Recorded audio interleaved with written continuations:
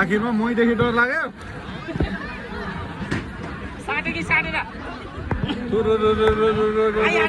फेवा तालको पानी सारा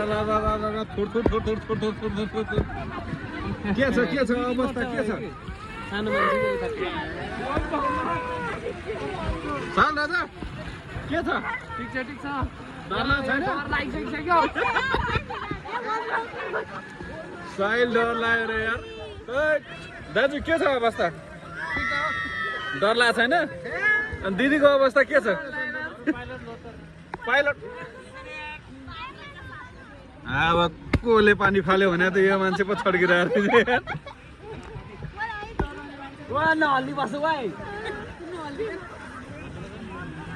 यति टाढा आइसकेको रहेछ यार